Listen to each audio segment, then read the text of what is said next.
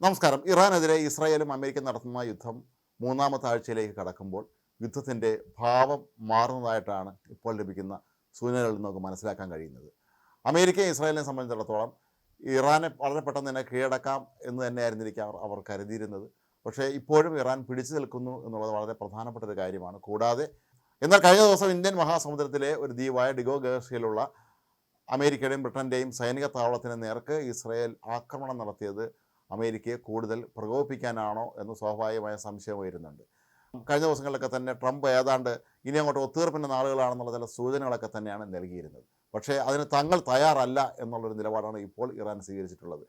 ഇറാൻ്റെ വിദേശകാര്യമന്ത്രി അബ്ബാസ് അഗരാച്ചി ഇന്ന് വ്യക്തമാക്കിയിരിക്കുന്നത് തങ്ങൾക്ക് വെടിനിർത്തലിന് താല്പര്യമില്ല, ഏറ്റുമുട്ടലായി മുന്നോട്ട് പോകാൻ തന്നെയാണ് തങ്ങളുടെ തീരുമാനമെന്നാണ്. എന്തിൻ്റെ അടിസ്ഥാനത്തിലാണ് ഇറാൻ ഈ ഒരു വെല്ലുവിളി നടത്തുന്നത് എന്നുള്ള കാര്യം ഇനിയും വ്യക്തമല്ല. അതേസമയം അമേരിക്ക ആകട്ടെ ഇപ്പോൾ ഇറാനിലേക്ക് കരയുദ്ധം നടത്താനുള്ള ഒരു നീക്കത്തിലാണ് എന്നാണ് പറയപ്പെടുന്നത്.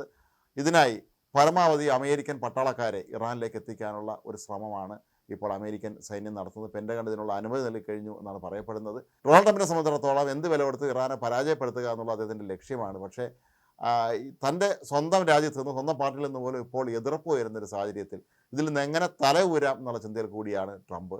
ഒരുപക്ഷെ കരസേനയെ കൂടി അങ്ങോട്ട് അയക്കാമെങ്കിൽ, കരയുദ്ധം ആരംഭിക്കുകയാണെങ്കിൽ അത് വലിയ തോതിലുള്ള സംഘർഷത്തിലേക്ക് ഇത് എത്തിക്കും എന്നുള്ള കാര്യം ഉറപ്പാണ്. കാരണം ഇറാനെ സംബന്ധിച്ചിടത്തോളം അവർ വ്യോമസേനയുടെ കാര്യത്തിൽ ദുർബലരാണ്.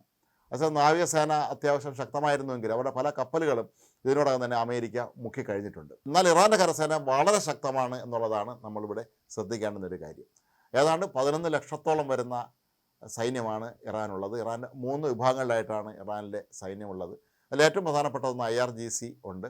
അതുപോലെ മറ്റ് സൈനിക വിഭാഗങ്ങളുമൊക്കെ തന്നെ വളരെ സജീവമാണ്.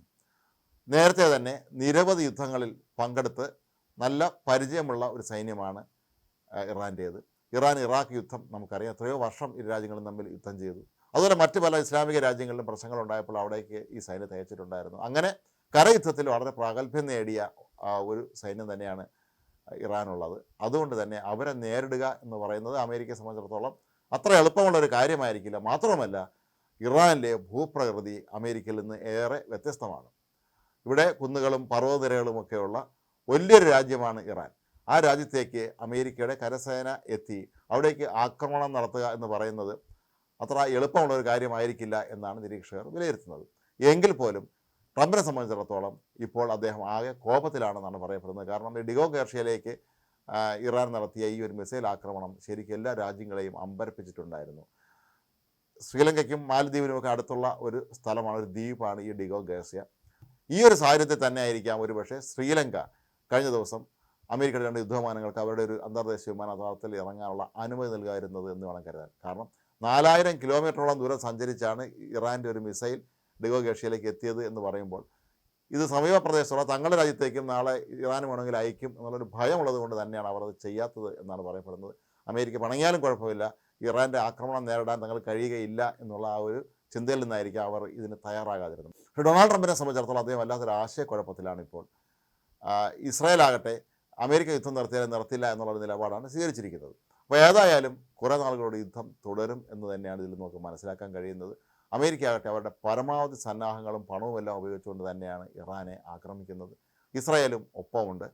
അതേസമയം ഗൾഫ് രാജ്യങ്ങളിലേക്കുള്ള ഇറാൻ്റെ മിസൈൽ ആക്രമണം ഇപ്പോഴും അനുസ്യൂതം തുടരുകയാണ്. ഇറാൻ്റെ കൈവശം ഇത്രയധികം മിസൈലുകൾ ഉണ്ടായിരുന്നത്, ബാലിസ്റ്റിക് മിസൈലുകൾ ഉണ്ടായിരുന്നു എന്നുള്ള കാര്യം ഇസ്രായേലിനോ അമേരിക്കയ്ക്കോ അറിയാൻ പാടില്ലായിരുന്നു എന്നാണ് നമ്മൾ കരുതേണ്ടി വരുന്നത്. കാരണം അത്രയും രൂക്ഷമായ ആക്രമണമാണ് കഴിഞ്ഞ 3 ആഴ്ചയായി അവർ നടത്തിക്കൊണ്ടിരിക്കുന്നത്. ഇത്രയധികം മിസൈലുകളാണ് അവർ ഇങ്ങോട്ട് അയച്ചുകൊണ്ടിരിക്കുന്നത്. അത്രയ്ക്കധികം മിസൈലുകളാണ് ഇറാൻ ഗൾഫ് രാജ്യങ്ങളിലേക്ക്, അവിടെയുള്ള അമേരിക്കൻ സൈനിക താവളങ്ങളിലേക്കൊക്കെ തന്നെ അയച്ചുകൊണ്ടിരിക്കുന്നത്. കഴിഞ്ഞ ദിവസം ഒരു കണക്ക് പുറത്തു വന്നതനുസരിച്ചാണെങ്കിൽ ഇസ്രായേൽ യുദ്ധം ആരംഭിച്ചത് മുതൽ ഏതാണ്ട് 12,000-ഓളം ബോംബാക്രമണങ്ങൾ ഇറാനിൽ നടത്തിയെന്നാണ് പറയപ്പെടുന്നത്. അതിൽ 3,500-ൽ ഏറെയും തലസ്ഥാനമായ ടെഹ്റാനെ കേന്ദ്രീകരിച്ചാണ് ഉണ്ടായിരുന്നത്. അപ്പോൾ അങ്ങനെ നോക്കുമ്പോൾ ടെഹ്റാനിൽ വലിയ തോതിലുള്ള നാശനഷ്ടങ്ങൾ ഉണ്ടാകാനുള്ള എല്ലാ സാധ്യതയുമുണ്ട്. പക്ഷേ ഇറാൻ ഒരു വലിയ അസാമാന്യമായ വലിപ്പമുള്ളൊരു രാജ്യമാണ് എന്നുള്ളത് കൊണ്ട് തന്നെയാണ് പലപ്പോഴും അവർക്ക് പിടിച്ചു നിൽക്കാൻ കഴിയുന്നത് എന്നാണ് കരുതപ്പെടുന്നത്. ഏതായാലും അമേരിക്ക അടിയന്തരമായി കരസേനയെ ഇറാനിലേക്ക് അയക്കുകയാണെങ്കിൽ അത് ഏതൊക്കെ തരത്തിലുള്ള പ്രത്യാഘാതങ്ങളായിരിക്കും ഉണ്ടാക്കുക എന്നുള്ളത് നമ്മൾ ചിന്തിക്കേണ്ടി വരും. മറ്റ് രാജ്യങ്ങളൊക്കെ തന്നെ ഒരുപക്ഷെ ഇക്കാര്യത്തിൽ സജീവമായി ഇടപെടുമോ? അമേരിക്കയുടെ കരസേന ഇറാനിലെത്തി അവിടെ കരയുദ്ധം ആരംഭിക്കുന്ന ഒരു സന്ദർഭം എന്ന് പറയുന്നത് അത്ര സുഗമമാകില്ല കാര്യങ്ങൾ എന്നുള്ളത് ഉറപ്പാണ്. അതുകൊണ്ട് തന്നെ മിക്കവാറും ഈ ഒരു തീരുമാനത്തെ പിൻവലിപ്പിക്കാൻ തന്നെയായിരിക്കും അമേരിക്കയുടെ സഖ്യ കക്ഷികൾ ശ്രമിക്കുക. നാറ്റോ രാജ്യങ്ങളൊക്കെ ചിലപ്പോൾ ഇതിൽ ഇടപെടുകയും അമേരിക്കയോട് കരസേനയെ അങ്ങോട്ട് അയക്കരുതെന്ന് പറയുകയും എത്രയും വേഗം ഇതിനൊരു ഒത്തുതീർപ്പുണ്ടാക്കാനുള്ള എന്തെങ്കിലും വ്യവസ്ഥകൾ മുന്നോട്ട് വെച്ച് പ്രശ്നം പരിഹരിക്കാനായിരിക്കും ശ്രമിക്കുക. പക്ഷേ ഇസ്രായേലിനെ ആര് മെരുക്കും എന്നുള്ളതാണ് ഇപ്പോഴും ഇവിടെ ഉയരുന്ന ഒരു ചോദ്യം.